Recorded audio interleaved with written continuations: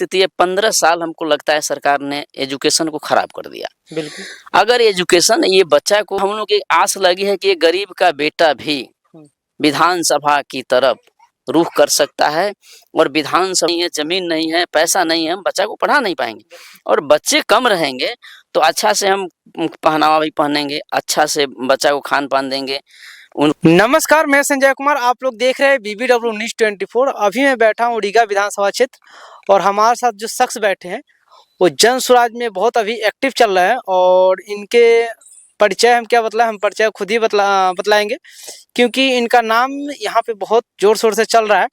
और इनसे कुछ जानने का प्रयास करेंगे, क्या है कि एक किसान, जब किसान एक कोई चीज़ में एक्टिव होता है तो याद रखिएगा कि किसान ऐसा जो मजदूर होते हैं कि वो अगर एक चीज़ को एक्टिव कर लिए तो उसमें एकदम जाना तय है, और उस पर एकदम लगनशीलता से काम करता है। अगर देखते हुए है कि अगर धान की कोई खेती करता है तो धान की खेती नहीं जाएगा तब तक वो खेती छोड़ेगा नहीं, इला धूप उगे या बारिश हो या आग लगे, उसे कोई फर्क नहीं पड़ता। लेकिन हम उसी विषय पे बात करेंगे, और विशेष करके हमारा ये चर्चा रहेगा कि प्रशांत किशोर जी बोलते हैं कि हमारे जाति पाति से कोई मतलब नहीं है, जो सक्षम होगा उसको टिकट दिया जाएगा। तो हम उसी पे बात करेंगे। BBW न्यूज़ 24 में आपका स्वागत है। आपको धन्यवाद है कि आप यहाँ आए हैं, मेरा इंटरव्यू ले रहे हैं, इसके लिए आपको तहे दिल से धन्यवाद है। सर, कुछ अपना परिचय बताइए, क्योंकि आप एक किसान फैमिली से बिलोंग कर रहे हैं, और किसान फैमिली बिलोंग करते हुए आप जन स्वराज ज्वाइन किए हैं। सर, इस पे हमको कुछ बताइए कि आखिर ज्वाइन क्यों किए। देखिए, मैं किसान कहिए, मजदूर कहिए, क्योंकि मेरे पिताजी मजदूर थे और उन्होंने कुदाल चला करके, मेहनत करके हम लोगों को पढ़ा लिखा के आज इस लायक बनाए कि एक मजदूर गरीब का बेटा आपके सामने इंटरव्यू दे रहा है। और समाज में इतनी बड़ी पकड़ है, चूँकि अब हम लोग गरीब हैं, गरीब के दर्द को हमसे ज़्यादा कोई नहीं समझ सकता है, क्योंकि भूख और प्यास की तड़प क्या होती है उनको हम लोगों ने नज़दीक से देखा है। और हम लोग देखे हैं आज भी जो हमारी यहाँ जो समस्याएं हैं, जो गरीबों का, जब हम लोग गांव में जाते हैं देखते हैं बच्चा नंगा पैदल, पैर में चप्पल नहीं है, ये सारी व्यवस्थाएं यहाँ नहीं है। पढ़ाई की उचित व्यवस्था नहीं है यहाँ। हमको तो लगता है बंटवारा है। जिस तरह से विद्यालय की जो स्थिति, अब तो खैर बीपीएससी के तहत अब थोड़ा सा सुधार हमको दिख रहा है। इससे पहले जो सबसे पहले बात है कि समाज को कमजोर बनाने का सरकार की रणनीति है, ताकि समाज अगर पढ़ लिख लेगा तो अपना अधिकार मांगेगा, हक मांगेगा। और सरकार चाहते है कि पढ़े लिखे ना, वो हमें वोट करता जाए और हम अपना सत्ता की मलाई खाते रहे, और सत्ता जिंदगी भर चलती रहे। जी, यही। सर, एक चीज और देखने में हमको आ रहा है कि आप जन स्वराज से जुड़े हुए, इतना बड़े बड़े पार्टी आ रहे हैं, बीजेपी से, आरजेडी से, पता ना कौन कौन सी पार्टी आ रहे हैं, क्या आप उन लोगों को टक्कर दे पाइएगा जन स्वराज अगर टिकट मिलता है तब? देखिए, जमीन पर काम करने वाला को हमको लगता है टक्कर उकर की जरूरत नहीं पड़ता है। और प्रशांत जी ने जिस तरीके से, जिस भावनाओं में उन्होंने बह करके बोला या जमीन पर बोला, वो तो आपको पता चल जाएगा बहुत जल्द ही। वो उनको बिहार से जब वो बाहर जाते तो बिहारी कह के संबोधित करना, ये सब बात उनको अच्छा नहीं लगा, और यहाँ पे वो आए हैं। और उनका एक बात हमको ये अच्छा लगा कि जब उन्होंने कहा कि जिसकी जितनी आबादी उसकी उतनी हिस्सेदारी। और सबसे बड़ी बात प्रशांत जी ने अपने संबोधन में रिकॉर्ड बोले उन्होंने कि समाज का अगर कोई होनहार बच्चा है, समाज का कोई होनहार व्यक्ति है, उसके पास संसाधन नहीं है और वो प्रतिभावान है, तो उसके लिए संसाधन के लिए सोचने की जरूरत नहीं है, उसके लिए प्रशांत जी बैठे। उन्होंने अपने संबोधन में कहा कि उसके लिए प्रशांत बैठा है। तो इसको देख करके हमें बैठकर अपने लोगों की बात कर सकता है। और मैं जिस समाज से आता हूँ, हम लोग आज से नहीं बरसों से दबे कुचले हैं। बिल्कुल बिल्कुल। और इस समाज से और हम लोग जैसे व्यक्ति को अगर विधानसभा का टिकट मिले तो मुझे लगता है, आप टक्कर की बात कहें ना, इतनी आबादी है हम सब की कि टक्कर उकर कोई नहीं रहेगा, सीधा विधानसभा का रास्ता खुल जाएगा। और रास्ता खुल जाएगा निश्चित रूप से, क्योंकि वोट किसके पास है? बकरी चराने वाला, भैंस चराने वाला, घास गढ़ने वाला किसान, मजदूर, कुदाल चलाने वाला, रोपनी करने वाला, एकदम सही बोल रहे हैं। ये इनके पास वोट है। और हमारे वोट को लोग चुनाव के समय में कहीं से रुपया पैसा के दम पर लालच देकर उसको ठग करके चुनाव जीत करके विधानसभा में जाते हैं। और आवाज किसकी उठाते हैं? वो अपने लिए काम करते हैं, अपने लोगों के लिए काम करते हैं। हमारे जो लोग गरीब बुर्बा लोग हैं उनके लिए तो काम नहीं करते हैं। तो जनता जो हमारे लोग हैं, हमारे जिस जिस दशा में हमारे लोग जी रहे हैं, उस दशा को सुधारने के लिए उसका बेटा, उसका भाई तो विधानसभा में बैठेगा ना, तब न समझेगा। अब हमने गरीब के दर्द को, उनकी पीड़ा को हमने नजदीक से देखा है। और मुझ जैसा व्यक्ति को अगर मौका मिलता है विधानसभा में बैठने का, तो मैं उन लोगों के लिए काम करूंगा जिनके दर्द को मैं देख रहा हूँ, जिस दर्द को मैंने खुद महसूस किया। मेरे पिताजी जब काम करते थे, कुदाल जब चलाते थे, तो पैरों में चप्पल नहीं हुआ करता था, उनकी फटी हुई बनियान हुआ करती थी। कभी कभी जब हम लोग फीस मांगते थे तो उनके आंख से आंसू निकल जाते, लेकिन उनके मन में एक ही था, मेरे पिताजी को, मेरी माँ को, कि मेरा बच्चा पढ़े। और समाज का आशीर्वाद के ऊपर वाले की दया दृष्टि कहिए कि उस मजदूर ने, मेरे पिता मजदूरी करके हम लोगों को इस लायक बनाया कि आज आपके सामने बैठे। आप लोगों को देखा, अख्ता घाट पुल निर्माण के लिए 51 दिन का मैंने सफल धरना प्रदर्शन किया। और यही नहीं, इससे बहुत पहले जो लगता है 2017 में जब अख्तापुरी पंचायत उतरी, बहुत जगह सुप्पी प्रखंड में शौचालय जो बनवाया गया भारत सरकार के द्वारा, और जिन लोगों ने बनाया उनका पैसा नहीं मिल रहा था, तो हमने पूरा ब्लॉक को घेर करके वहां पे जब मैंने आंदोलन किया, जाके डीडीसी सर से मिला, डिस्ट्रिक्ट डेवलपमेंट कमिश्नर साहब से हमने मिला, और उन्होंने कहा कि 7 दिन के अंदर आपको हम पेमेंट करवा देंगे। और निश्चित रूप से डीडीसी साहब के आशीर्वाद से 7 दिन में पेमेंट हो गया। बाढ़ राहत के लिए ऑन रिकॉर्ड मेरे पास प्रूफ है, पेपर है मेरे पास। बाढ़ राहत के लिए लड़ाई लड़ा। मेरे समाज में अगर कोई लोग डूब गया है, किसी का एक्सीडेंट हुआ है, तो आप जानते हैं बहुत सारे लोग पहले थे तो उसको घुमा फिरा के बात करते, लेकिन मैं जिन जिन लोगों के लिए काम किया हूँ सबको दौड़ कर, ब्लॉक जा करके, जिला दौड़ करके सबको पेमेंट दिलवाया। ऑन रिकॉर्ड आप बोलिएगा, उस आदमी को बुलवा दूंगा।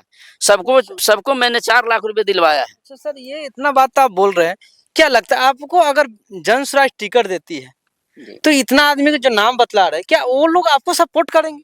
तो आखिर पूरा क्यों करेंगे? देखिए, अगर हमको टिकट मिलेगा तो सिकंदर महतो नहीं लड़ेगा, यहाँ का सब गरीब बुढ़वा लोग लड़ेगा। ये सब लोग सिकंदर महतो बन जाएगा। सब लोग सिकंदर महतो बन, तो फिर यहाँ के काम कौन करेगा? यहाँ जनता जनता का काम तो हम बैठे हैं भैया करने के लिए, आज भी हम करने के लिए तैयार हैं। जब चुनाव जब होगा तो सबको मालूम है मेरे चरित्र पर आज तक कोई दाग नहीं है। ब्लॉक से लेकर के पंचायत, आप जाइए पूरा पंचायत में भ्रमण कर लिए, एक आदमी नहीं कहेगा सिकंदर महतो बेईमान है। एक आदमी, सच में आप दौड़ा करिए, पूछिए, सर्वे कराइए, मेरे बारे में पूछिए कि मैं कैसा व्यक्ति हूँ। मैं नमक रोटी खा के रह लूंगा, अलाली दलाली मैं ऐसा नहीं कर सकता। और इसे यही कारण है कि मेरी पत्नी चुनाव लड़ी थी मुखिया का, जो हमारी पत्नी को हराया, वो मोटा रुपया खर्च किया, और हम बेगर रुपया के रनर रहे। पता कर लीजिए जाकर पंचायत में, बेगर रुपया के बेगर, आप पूछ लीजिए, आप जाइए पता करिए, मैं क्या बोलूं, पता करिए। बड़ा इतना बड़ा बड़ा वादा करते हैं, हर एक पार्टी आते हैं, कोई भी कैंडिडेट आते हैं, वादा करते हैं खूब बड़े बड़े, जब जीत जाते हैं तो दोबारा अपने क्षेत्र में घूमने भी नहीं जाते। क्या लगता है आप अगर यहाँ के लिए अगर जीतिएगा, विधानसभा चुनाव अगर जीत रहे हैं, तो यहाँ के लिए विशेष रूप से क्या कीजिएगा? देखिए, सबसे पहले तो यहाँ सबसे बड़ी समस्या है नाला का। यहाँ क्या होता है कि जब बरसात आएगा तो क्या करेगा, रोड को लोग भरवा देगा मिट्टी से, और फिर उस पर पिचिंग करा देगा। ठीक, बिल्कुल। तो जब पिचिंग करा दिया तो रोड हो गया ऊंच, घर हो गया नीच। अब फिर घर के लोग क्या करेंगे, जब वो पानी उनके घर में घुसता है तो वो रोड से 2 फीट और अपना घर को भर लिया, तो फिर घर हो गया ऊंच, रोड हो गया नीच। माने ये सिलसिला चल रहा है। और ये सरकार को समझ में नहीं आ रहा कि अगर आप अस्थायी रूप से रोड बनवाते हैं तो नाला सबसे पहले चाहिए। बिल्कुल। आप आए हैं, देखे वो क्या दुर्दशा है। अरे वहां बैठ कर लोग क्या रणनीति बनाते नहीं बनाते, हम लोग को ना मालूम, हम लोग पैदल चल रहे, हम लोग को ना मालूम है। अच्छा सर, मेरा एक क्वेश्चन है, जो ये बार बार क्वेश्चन कहीं ना कहीं हमको बहुत फोर्स करता है कि इस पे बात ज्यादा कीजिए। सर ये बताइए कि जनसंख्या अगर हम देखें तो गरीब बस्ती इधर हमको लगता है ज्यादा है, जिस हिसाब से हम देखे हैं लोकेशन। अब बताइए कि गरीब बस्ती को हम देखते हैं कि जनसंख्या ज्यादा होते हैं, उनके पास गरीबी के कारण एक ही है जो जनसंख्या ज़्यादा होगा तो गरीबी एकदम स्वाभाविक है, तो गरीबी होगा। अगर जिनके पास, एक तो देखा जाता है कि गरीब बस्ती में जाइएगा शिक्षा बहुत कम मिलता है, और शिक्षा न होने की वजह से कहीं न कहीं जनसंख्या ज़्यादा मैटर करता देखिए, मैं 2 बात बताऊँगा इस पर। आप जो जैसे आपने कहा, शिक्षा तो बहुत ज़रूरी है। और पहले मैं बताऊँगा, आप जिस तरह से बोले कि बेरोज़गारी, बोला ना? नहीं, बेरोज़गारी नहीं बोला हूँ, गरीबी बोला। गरीबी का मूल कारण क्या है कि आप मुंबई चले जाइए, आप दिल्ली चले जाइए, आप गुजरात चले जाइए, वहाँ क्या है, फैक्ट्री है, संसाधन लगा हुआ है। और बिहार में क्या है, एक आदमी कमाता है, 4 आदमी घर में बैठकर खाता है, रोजी रोजगार नहीं है। अगर 4 आदमी, जिस तरह से दिल्ली में अगर जाइएगा तो अगर घर में 4 आदमी है तो चारों लोग काम करता है, तो भाई कुछ ना कुछ कमाएगा तो सेव होगा कि नहीं पैसा। लेकिन यहाँ क्या है, यहाँ घर में 5 लोग हैं तो एक आदमी बाहर गया कमाने, वो आशा ला के बैठल रहता है कि हमारा बेटा आएगा पैसा लेकर के या भेजेगा तो हम कपड़ा खरीदेंगे, तो त्योहार मनाएंगे। ये दशा है यहाँ का। और रही शिक्षा की बात, हमने तो पहले ही आपको बता दिया कि जिस तरीके से सरकार 15 साल शिक्षा व्यवस्था को ध्वस्त किया है, उनका तो बस एक ही मकसद है, लोग गरीब रहे, लोग अनपढ़ रहे और हमको वोट देते रहे। हम होल्ड करना चाहेंगे इस पे आपकी बातों के। सर, आप जब इतना एक्टिव है तो सर अपने समाज में, अपने मोहल्ला में क्यों नहीं बोलते कि सर जनसंख्या कम कीजिए, जनसंख्या कम कीजिए, खुद आपको बेरोजगारी उतना नहीं रहेगा? क्यों आप नहीं बोलते? नहीं, ये सब बात तो होती रहती, लोगों को तो हम लोग घर घर जा करके बैठ के समझाते आपका बात मानते हैं कि हाँ गरीबी है, क्या बोलते हैं, जनसंख्या कम करना है? देखिए, अब बहुत मानते हैं। मैं पहले जो थी यहाँ सिर्फ झोपड़ी आपको नजर आता, लेकिन अब जो आए होंगे ये सारा गरीबों की बस्ती, धीरे धीरे मकान सभी बन रहा है। मकान ठीक है, मकान पे हम नहीं जाएंगे, मकान अब हर एक जगह मिल रहा है, सरकारी भी दे रहा है, कुछ लोग हैं अपने से कमा करके बनवा रहे हैं। लेकिन सबसे बड़ा मेरा मैटर ये है कि गरीबों के पास जनसंख्या ज्यादा हो। जनसंख्या आप कैसे कंट्रोल करवाइएगा अपने मोहल्ले में? जनसंख्या सिर्फ मोहल्ला कंट्रोल होने से तो आपका राज्य का कंट्रोल। कहावत है कि जब अपने घर में जब सुरक्षित नहीं है तो बाहर कैसे सुरक्षित रहेंगे? तो लीजिए ना, मैं अपनी बात बता रहा हूँ। मेरे 2 बच्चे हैं, एक बेटी है, एक बेटा है।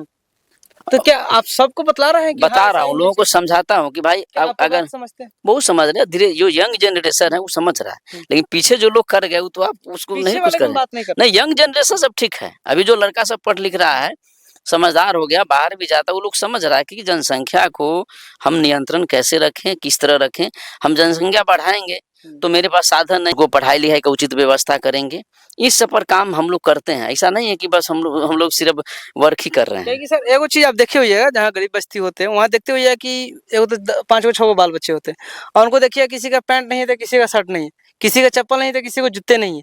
आप देखते हैं ना इस चीज को, अब उससे क्या लगता है, उस बस्ती में जाने के बाद आपको कैसा फील होता है? कि आप एक खुद गरीब घर से निकले हैं और किसान फैमिली से निकले, इसलिए हम इस पे आपसे ज्यादा चर्चा करना चाहते हैं। अरे हमको किसान ही मत कहिए, हमारा पास 1 बीघा जमीन नहीं है। किसान तो हम तो गरीब मजदूर के बेटा है। ठीक है, मतलब उसी पे हम भी उसी की बात कर रहे हैं। जी, तो अब की देखिए, बहुत तकलीफ होती है, बहुत पीड़ा होती है, बहुत दर्द होता है जब देखते हैं कि हमारे लोगों के पास शरीर पर कपड़ा नहीं है, चप्पल नहीं है पैरों में, अच्छी व्यवस्था नहीं है, खान पान भी अच्छा नहीं है, लेकिन बहुत तकलीफ होता है। लेकिन हम लोग क्या कर सकते हैं? हम लोग ये कह सकते हैं सिर्फ ना, हम लोग उस लायक हैं। हम लोग कहते हैं, सरकार हम लोग की अगर बात सुनती तो इस पर विचार करना चाहिए सरकार को। सर कहीं ना कहीं इस बात का से हम भी दुखी रहते हैं, कहीं कहीं देखते तो मोहल्ला में हमको भी लगता है कि पता ना हम कहाँ आ गए हैं, और ऐसा नहीं होनी चाहिए किसी के साथ। क्योंकि उनके थोड़ा कहीं ना कहीं वो कहावत है कि गरीबी खुद लोग लाते हैं, गरीबी कोई भगवान सबको जन्म देता है और सब बच्चे से ही सियान होते हैं, और कहीं ना कहीं लोगों का थोड़ा दोषी है, इस पे हम भी थोड़ा मानते हैं। लेकिन उनको पास एक ही कमी होती है कि शिक्षा, अगर शिक्षा बेटर हो तो उनको पास गरीबी नहीं आ सकता, इतना जनसंख्या पैदा नहीं कर सकते। चलिए सर, हम आगे नेक्स्ट मेरा क्वेश्चन रहेगा